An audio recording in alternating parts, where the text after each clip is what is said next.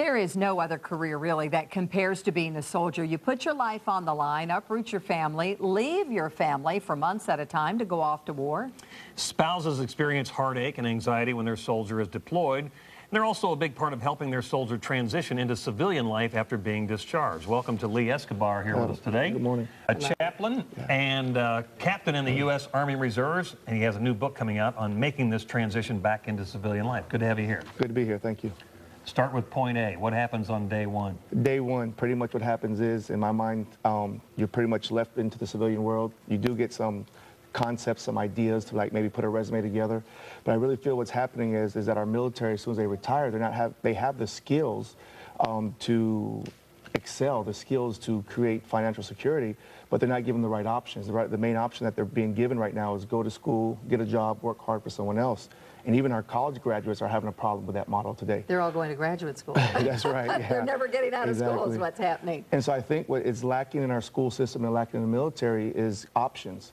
We're not teaching our children, even our children or our military, to open up, to be entrepreneurs, to have their own businesses. There's only one route to go: get a job, work for someone else, save money for retirement. And I think when the military get out, they need to have another option. And that's one thing that I outline in my book, Rich Soldier, is giving them options to become entrepreneurs, to become business owners, because they have these traits and these abilities to face What did you do and how did you do it? Well, how did I do it? Good. Well, what do you do? First of all, let's tell people what you do now. Right now, I'm an entrepreneur. I'm a business owner. I also travel the United States teaching people how to invest in real estate. I'm also teaching people how to become entrepreneurs. I have a nonprofit in Chattanooga called Operation Financial Freedom, which is teaching our military So how did you do it? Yeah, were you able to learn this while you were in the service, or you took all this on? Absolutely not. I actually, believe it or not, I watched an infomercial one night. And the infomercial took me to a free training seminar that was teaching me basically how to invest in real estate. And I enrolled in these trainings, which was non-traditional training. And I invested in that. They were teaching me how to open up businesses, how to become an entrepreneur.